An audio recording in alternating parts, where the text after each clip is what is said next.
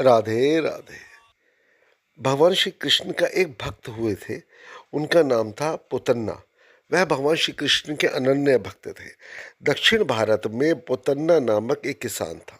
वह पूरे समर्पण भाव से मन लगाकर खेती किया करता था। फसल भी ठाकुर जी के आशीर्वाद से अच्छी ही होती थी।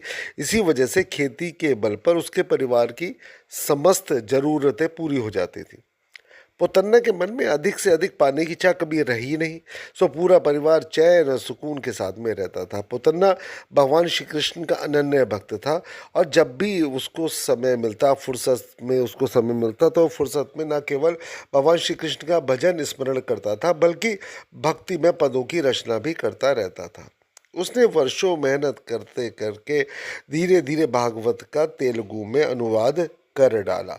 एक दिन तेलुगु भाषा के प्रसिद्ध विद्वान और संत कृष्ण राव प्रवचन करने उसके गांव आए।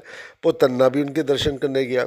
उनके व्यक्तित्व से पुतन्ना इतना प्रभावित हुआ कि नियमित उनके प्रवचनों में जाने लगा।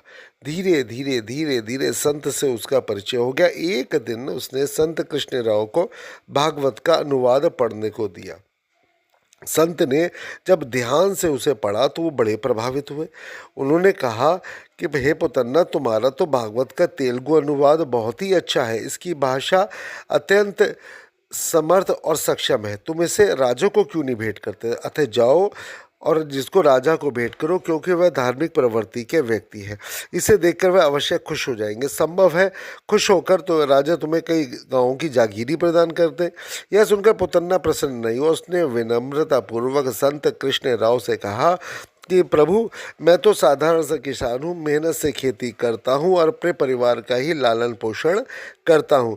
मेरे पास कोई भी खास संपत्ति, धन इत्यादि नहीं है, लेकिन मैं और मेरा पूरा परिवार सुखी और संतुष्ट है। हम सब सुख की नींद सोते हैं। यदि राजा ने प्रसन्न होकर कोई जागीर दे भी दी तो प्रभु वो मेरे भक्ति में बाधक हो जाएगी। पुतन्ना का उत्तर सुनकर संत कृष्ण राव ने उसे गले लगाते हुए कहा, पुतन्ना, सही मायने में सच्चे संत तुम ही हो। छोटी सी कहानी, पुतन्ना की कहानी। आप देखिए ना, भगवान श्री कृष्ण के भक्त ऐसे ऐसे हुए हैं जो ठाकुर जी के आगे कुछ समझना ही नहीं चाहते।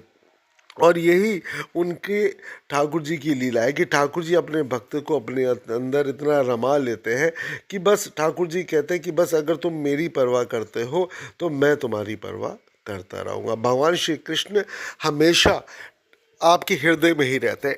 श्री कृष्ण गोविंद हरे मुरारी, हे नाथ नारायण वासुदेवाय।